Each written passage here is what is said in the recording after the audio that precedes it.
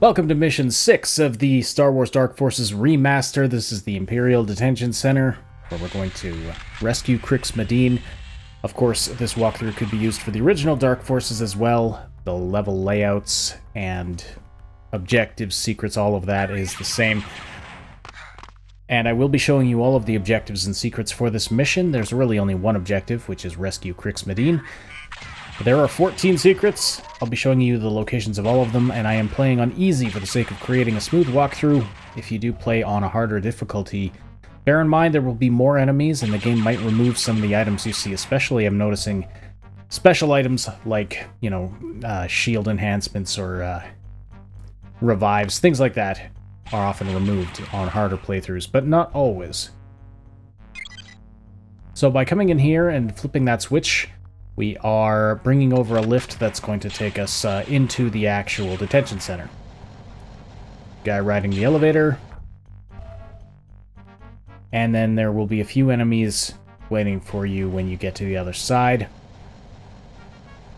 It's a little unpredictable where they're going to end up. Sometimes there's a guy, yeah, there he is, right in there like that, and then there's two stormtroopers in this little alcove.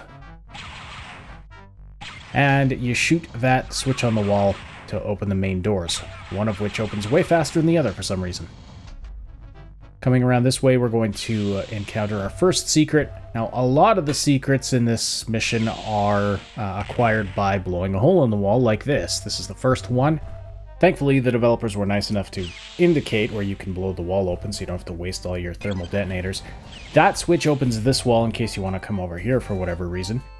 And I think this is supposed to be the main gate of the facility. If you step on here and shoot the switch that's on either side of it, you can ride it up and gain access to the facility. Coming around here, this texture on the wall indicates that the wall can be blown open at that point. It was very nice of the developers to do that. And for some reason, there's some guys hanging out in here. Some of these secrets don't have too much in them. That was number 2 of 14. There's a panel in the wall down there, small panel. This switch opens it up and gives you access to an elevator switch that we'll need later. At the bottom of this shaft here is an enemy and also another place where the wall can be blown open to access secret number 3. Usually the thermal detonator I throw down will kill that enemy at the bottom, but it didn't this time. In here, if you are running short on thermal detonators, there's a lot of them in here, so you can stock up.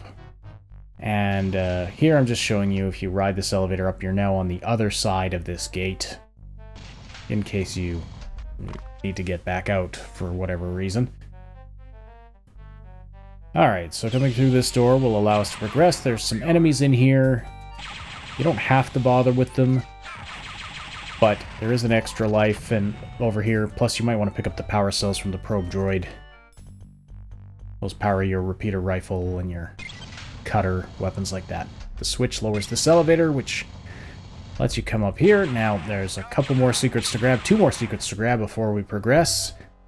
It's kind of a cluster of 5 secrets. This is one of them. A cluster of 5 secrets. Then there's a second cluster of 5 secrets. And then there's 4 more after that. This is the 4th secret, and within this 4th secret, there is a second panel that can be blown open that I just showed you there. This is completely unnecessary. It's a secondary way to access the elevator shaft on this side of the facility. I'll talk more on that in a sec, but here's the 5th secret. A little bit off the ground. You need to crouch to be able to jump in here. Now, for some reason, this is the hardest jump in the history of video games. I'm not sure if there's just some trick to it I'm not understanding, but basically, you just have to keep trying to jump in there, and eventually you'll get it. Holding forward, jumping, and I'm not sure if it helps to hold run or not, but I just keep trying at it until I actually get in there, and this is apparently the smoking room. That's what this secret is unofficially called. Looks like there's packs of cigarettes on the ground there. Anyway, that's 5 secrets. The first 5 secrets all sort of in one area. I'll just show you here. You should be at 35% secrets when you're ready to leave this area, and of course there's a mouse droid we need to get, and then we'll take an elevator to another floor of the facility. Now, I neglected to show it, but beside the elevator is a door that requires a red key. And while I'm just taking out all the enemies and mines on this floor, I will sort of explain the structure of this facility. There are 6 levels in total, including the one we just left, and there are 2 elevators. The only level that has access to both elevators is the very bottom level. We started at the top level and are going down. The elevator actually took us down 2 levels. It's going to take us down another 2 levels, and then 1 more down to the bottom level, and that's how we're going to access the second elevator, which will reach the floors that this elevator missed. Hope that all makes sense. This is secret number 6, and it's one of 5 secrets on this level alone, so by the time we leave this... Here's number 2 on this level, which is number 7 overall. By the time we leave this level, we will have gotten 10 of the 14 secrets. You'll notice my shots bouncing around here. Many of the walls here are magnetically sealed, which means that your blaster shots actually reflect off of them. You can use that to your advantage, but it can also come back to bite you. You might get hit by your own shots, enemies might get hit by their own shots. Makes things a little interesting. Here's the 3rd secret on this floor. Watch out for the turrets as you hop down into this room. You could take them out with thermal detonators from up top if you wanted. I opted for the fast and dangerous way. There's one more hole to blast in a wall over here, and then I'll get back to explaining how the elevators work and the structure of the facility. A few shields to grab in here, and then they put this weird shaft in the wall. I guess as a clue that if you shoot this, it opens up the next secret. You have to run to get there before it closes. Now be careful not to get trapped in here because... Oh, man, this recording was going so well. Just kidding. You can open it from the inside, but not from the outside. That's secret number 10. So at this point, you should be at 70% secret acquisition. 71%. It rounds to the nearest percent. From the officer on this floor, we picked up code card number 3, and if you put the code in here, it's going to open the locked door on this floor. Now, this is completely optional, but you really don't want to miss the chance to kill this annoying little remote, obviously, but mostly you don't want to miss picking up the mortar gun. Very useful, although we're not going to be using it much in this mission. Actually, I don't think I use it at all in this mission, but it's going to come in very handy in the next one. So the elevator just took us another 2 floors down. This floor is completely optional. There aren't even any secrets here, so really I could have just left it out of this walkthrough, but I figured I'd include it just for the sake of being thorough. Also because this is really funny. There's a force field here, but these enemies are going to try to shoot through it anyway and end up killing themselves because their blaster bolts bounce right off it and fly right back at them. Depending the angle they're standing at, but they're really not smart. It really... Is it any wonder that the Empire got defeated? If you want to go through the force field, you have to come back around this way and crawl through this little tunnel. There's a hidden switch that'll open it up for you. It opens it up for a short period of time, so you want to be quick. If the rim of the force field is solid rather than flashing, then it's safe to shoot through, walk through. Be careful because it will damage your health if you try to walk through it while it's on. Like right now, you see it pulsing like that. That means it's active. There's an annoying mine right in that room that I'm trying to get rid of here, and having very poor success with my thermal detonators. Weirdly, one of the times that I played through this, and I believe I have it recorded, that mine was randomly in a different position, and it's the only time I've seen it happen. It was on the left side of the room instead of the right side, and I'm very curious what might have caused that to happen, because it's only happened once. This switch locks the door we just came through and opens up the cell block. And in here there are a few pickups you can grab. There are some shields and health. You gotta be careful though, there are some remotes in these rooms, there's some enemies in other... These are prison cells, there's some enemies in other ones. And again, your blaster bolts will bounce here, so be very careful. It's also a dangerous area to use explosives, because it's very enclosed. There's some Grands here, that's what those aliens are called. Grands, these ones do not drop thermal detonators because they're prisoners, so they're not armed. Anyway, you have to flip this switch to get back out, and then the switch on the desk in this room deactivates the force field so that you can leave through here again. But really, there's not much point in visiting this floor unless you really want those health and shield pickups, and you think you can get to them without losing more health and shields to the enemies that you're going to encounter. This floor is essential. Now we're on the bottom floor of the facility. This force field is a little different because it alternates between being on and off. When it's flashing, it's on. When it's solid, it's off, just like the other one. But it's only off for a split second, so make sure to dash through really fast when the flashing stops. And we're making our way to the other elevator now, because as I said, we're on the bottom floor of the facility, which is the only one that has access to both elevators. There's another secret here. Finally, we see secret number 11. Another hole in the wall, some stuff to grab. And then secret number 12 is in here. This one, we're not going to blast the hole in the wall. This one's just a regular old secret door. You don't want to skip this one, though. This gives you the gas mask, which you're going to want... Okay, we're at 85% secrets now. That gas mask, you want that later in the level. Otherwise, there's a certain section that will be very harmful to your health. Shooting that switch opens both doors in this room. That's the only way to get across. And we are finally at the second elevator, but we're going to make another pit stop right here to get the red key. Now, the red key is actually a secondary objective. The red key allows you to enter the elevator shafts, but as I showed you near the beginning of this video, there's a second way into the elevator shafts, so you could skip the red key entirely.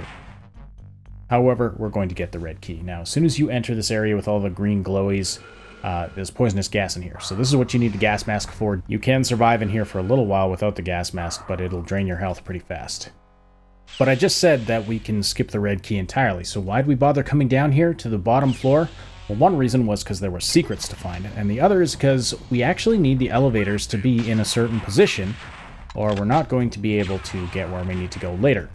The area where Crix Madine is being held is completely sealed off, and we're going to infiltrate it by taking a secret passage through the elevator shafts. Usually I get those two guys with one shot, and it's very satisfying. But anyway, we're going to grab these code keys. Because reasons. Remember how I said this second elevator takes you to different floors than the first elevator? By the way, there's some shields and stuff down there, but there's a million mines. It's really not worth it unless you really need shields and are willing to use a bunch of explosives to trigger the mines so they don't kill you. As I was saying, though, a second ago, the second elevator takes you to different floors than the first elevator, except that they both share the bottom floor. But the floor we're currently on can only be accessed by the second elevator. But it's another one that is completely optional, even if you're going for all secrets. There are no secrets on this floor, but there are ammo and supplies and things you can grab. Now, that room I was just in is open because I input code number 4 into the security station. Remember, I grabbed 2 code keys from the 2 officers on this floor. I put code number 4 in here. Now I'm going to put code number 5, and that's going to open a room on the other side of this second bridge where I just shot that stormtrooper. Again, more supplies in here, but there's also a mine and some grands in there. So I'm just going to toss in a thermal detonator.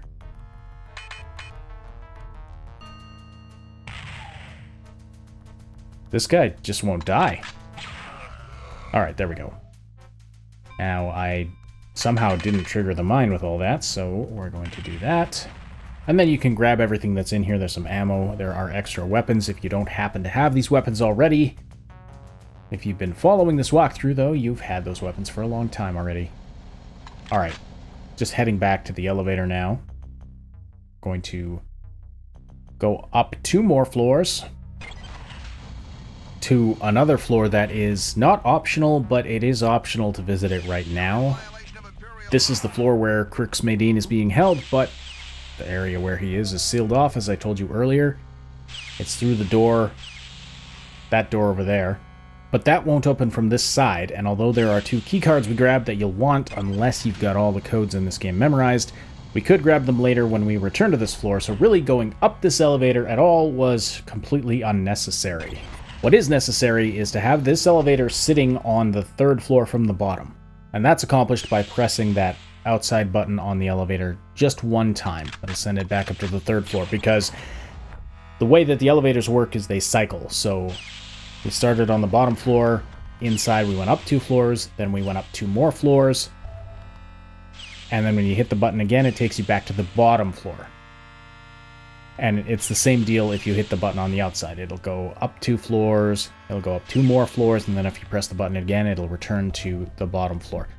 And this elevator works the same, except it cycles through 4 different floors. As you can see, we hit the button once, and now we're going all the way back up to the top floor, which is where we started. Now you can enter through this door, because we have the red key. And I'll mention yet again that you could skip the red key and go into the elevator shafts the secret way, but you can't skip another important step that I forgot to do, so I've got to go back out to the elevator here. Just like we sent the second elevator up 2 floors, we got to send this elevator down 2 floors. And we're creating a bit of a staircase for ourselves within these elevator shafts. Now I can open this up, drop down onto this elevator, go through this door. Now I'm in a passageway between the elevators. Through here, we're dropping onto the second elevator, which is why we needed it placed where we put it. And this is going to give us access to the previously sealed off area. But I just want to show you one other thing. It's a little hard to see, but this is the infamous Ewoks Suck graffiti. I have found it in other places in the game as well, but there it is. Here is our second to last secret, number 13.